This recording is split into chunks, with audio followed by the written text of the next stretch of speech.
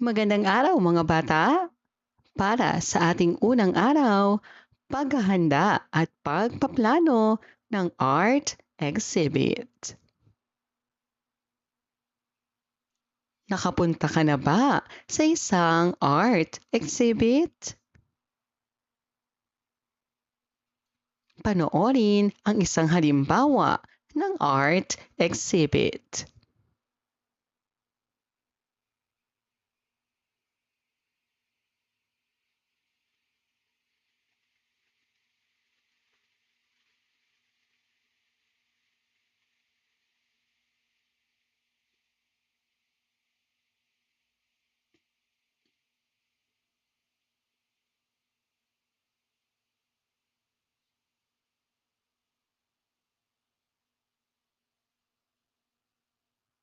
Ano ang makikita sa isang art exhibit? Ano ang ginagawa sa isang art exhibit? Ano ang mga dapat gawin bago, habang, at pagkatapos ng art exhibit? Ano ang art exhibit? Ang art exhibit ay isang pagpapakita ng mga likhang sining tulad ng pintura, guhit, o iba pang sining na gawa ng mga estudyante o artist. Layunin ng art exhibit. Una, ipakita ang talento at malikhaing ideya ng bawat isa. Pangalawa, hikayatin ang mga manonood na pahalagahan ang sining. Pangatlo, itaguyod ang pagpapahalaga sa kultura at sining ng bansa. Mga dapat gawin sa paghahanda ng art exhibit. Pumili ng tema. Ano ang inyong ipapakita? Halimbawa, tungkol sa kalikasan, sa kultura, o sa mga pambansang bayani. Magplano ng layout. Saan ilalagay ang bawat likha o ginawa? Maghanda ng mga materyales katulad ng frame, tables, display board, at labels. Ilista ang mga kailangan. Listahan ng mga likha, pangalan ng lumikha, at pagkakakilanlan. Magtalaga ng tungkulin. Sino ang mag-aayos, magbabantay, o magpapaliwanag sa mga bisita? Ihanda ang lugar. Siguraduhing malinis, maayos at kaaya-aya sa mata ang exhibit. Ang maayos na art exhibit ay nangangailangan ng tamang paghahanda at plano. Ang plano ay dapat malinaw at may layunin. Mahalaga ang bawat hakbang upang maging kaaya-aya at matagumpay ang exhibit. Gawin natin. Isulat ang tama kung wasto ang pangungusap at mali kung hindi wasto.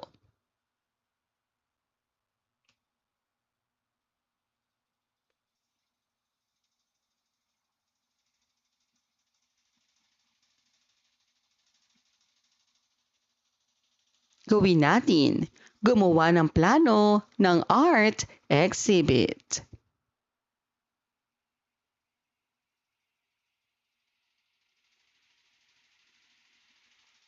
Ikalawang araw, paglalapat ng plano at paghahanda para sa art exhibit.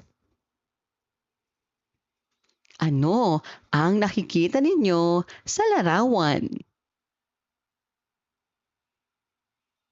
Anong mga output ninyo ang maaaring isama sa inyong art exhibit? Ano ang paglalapat ng plano? Ang paglalapat ng plano ay ang aktwal na pagsasagawa ng mga hakbang na napag-usapan sa plano ng art exhibit. Paghahanda ng exhibit gamit ang mga output. I-check ang mga output mula sa nagdaang linggo, iginuhit o iba pang likha.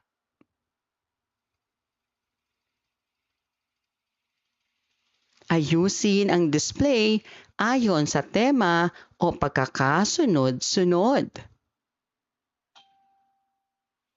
Ihanda ang mga kagamitan katulad ng mga frame, board, lamesa at labels. Magtalaga ng tungkulin. Sino ang mag-aayos, magpapaliwanag o magbabantay? Ang art exhibit ay nangangailangan ng maayos na plano at paghahanda. Ang mga output mula sa nagdaang linggo ay pwedeng gamitin at maipakita ng maayos. Ang pagpapakita ng art exhibit ay paraan ng pagpapahalaga sa sining at kultura. Gawin natin. Kung ang mga pahayag ay wasto, iguhit ang buong puso at biyak na puso kung hindi.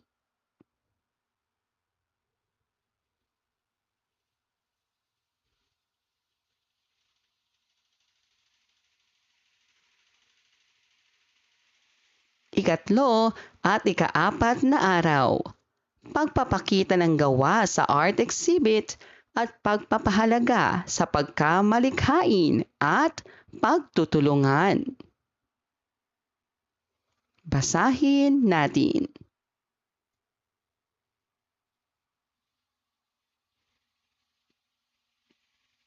Ang exhibit ng klase ni Paulo. Pinagsama-sama ni Paulo at ng kanyang mga kaklase ang lahat ng gawa mula sa nagdaang linggo.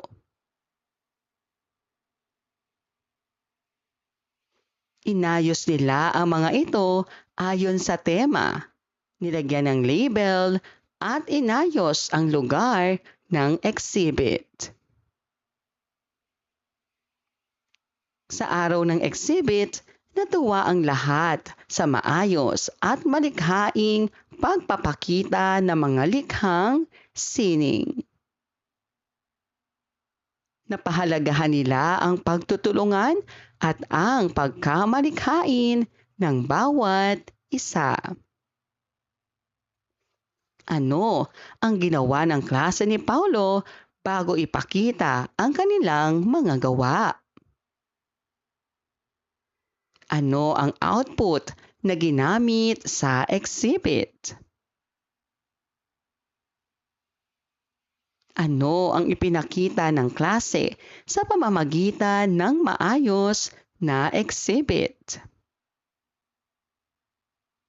Bakit mahalaga ang pagtutulungan sa paghahanda ng art exhibit? Ano ang natutunan mo tungkol sa pag-oorganisa ng art exhibit? Mahalaga ang pagkamalikhain, pagtutulungan at organisasyon sa pagpapakita ng art exhibit.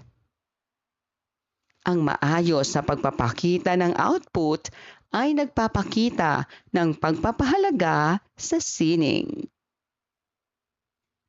Gawin natin.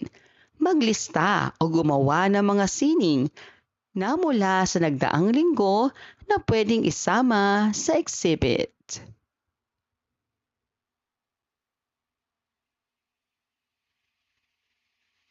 Gawin natin.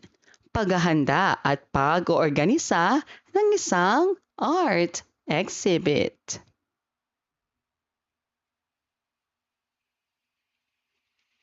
Maraming salamat po sa inyong panonood at pakikinig. Hanggang sa muling pag-aaral ng asignaturang makabansa. Paalam!